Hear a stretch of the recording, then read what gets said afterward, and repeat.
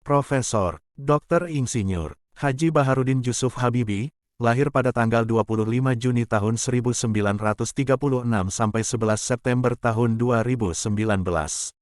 Beliau adalah Presiden Republik Indonesia yang ketiga. Sebelumnya, B.J. Habibie menjabat sebagai Wakil Presiden Republik Indonesia ketujuh, menggantikan Tri Sutrisno. B.J. Habibie menggantikan Soeharto yang mengundurkan diri dari jabatan presiden pada tanggal 21 Mei tahun 1998. Sebelum memasuki dunia politik, Habibie dikenal luas sebagai seorang profesor dan ilmuwan dalam teknologi aviasi internasional dan satu-satunya presiden Indonesia hingga saat ini yang berlatar belakang teknokrat. B.J. Habibie kemudian digantikan oleh Abdurrahman Wahid. Gus Dur, yang terpilih sebagai presiden pada tanggal 20 Oktober tahun 1999 oleh MPR hasil pemilu 1999. Dengan menjabat selama 2 bulan dan 7 hari sebagai wakil presiden, dan juga selama 1 tahun dan 5 bulan sebagai presiden. Habibie merupakan wakil presiden dan juga presiden Indonesia dengan masa jabatan terpendek. Habibie merupakan presiden Indonesia pertama yang terlahir di luar Jawa dan berasal dari etnis Gorontalo, Sulawesi.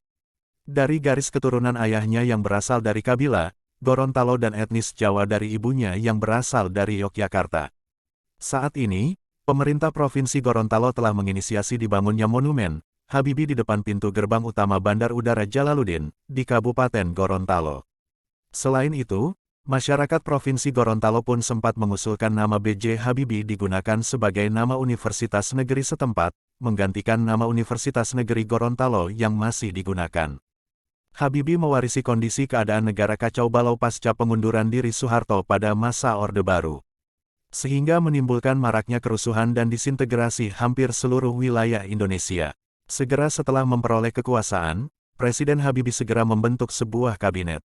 Salah satu tugas pentingnya adalah kembali mendapatkan dukungan dari Dana Moneter Internasional dan komunitas negara-negara donor untuk program pemulihan ekonomi. Dia juga membebaskan para tahanan politik dan mengurangi kontrol pada kebebasan berpendapat dan kegiatan organisasi. Pada era pemerintahannya yang singkat, ia berhasil memberikan landasan kokoh bagi Indonesia.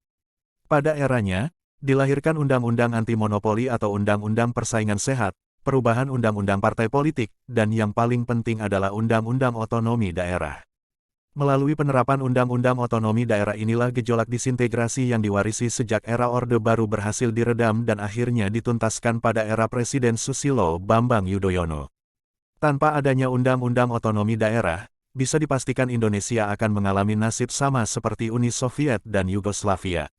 Pengangkatan Habibie sebagai presiden menimbulkan berbagai macam kontroversi bagi masyarakat Indonesia. Pihak yang pro menganggap pengangkatan Habibie sudah konstitusional. Hal itu sesuai dengan ketentuan pasal 8 Undang-Undang 1945 yang menyebutkan bahwa, bila presiden mangkat, berhenti, atau tidak dapat melakukan kewajibannya dalam masa jabatannya, ia diganti oleh wakil presiden sampai habis waktunya. Sedangkan pihak yang kontra menganggap bahwa pengangkatan Habibie dianggap tidak konstitusional. Hal ini bertentangan dengan ketentuan pasal 9 Undang-Undang 1945 yang menyebutkan bahwa, sebelum presiden memangku jabatan, maka presiden harus mengucapkan sumpah atau janji di depan MPR atau DPR. Visi, misi dan kepemimpinan Presiden Habibie dalam menjalankan agenda reformasi memang tidak bisa dilepaskan dari pengalaman hidupnya. Setiap keputusan yang diambil didasarkan pada faktor-faktor yang bisa diukur. Maka tidak heran tiap kebijakan yang diambil kadangkala membuat orang terkaget-kaget dan tidak mengerti. Bahkan sebagian kalangan menganggap Habibie apolitis dan tidak berperasaan.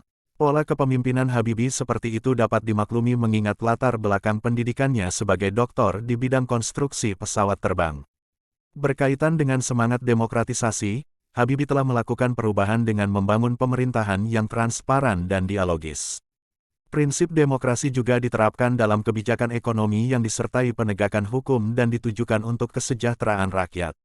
Dalam mengelola kegiatan kabinet sehari-hari pun, Habibie melakukan perubahan besar.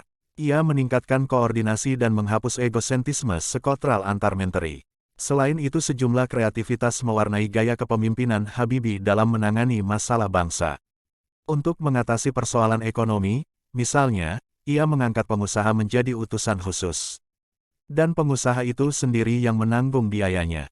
Tugas tersebut sangat penting, karena salah satu kelemahan pemerintah adalah kurang menjelaskan keadaan Indonesia yang sesungguhnya pada masyarakat internasional. Sementara itu pers, khususnya pers asing, terkesan hanya mengekspos berita-berita negatif tentang Indonesia sehingga tidak seimbang dalam pemberitaan.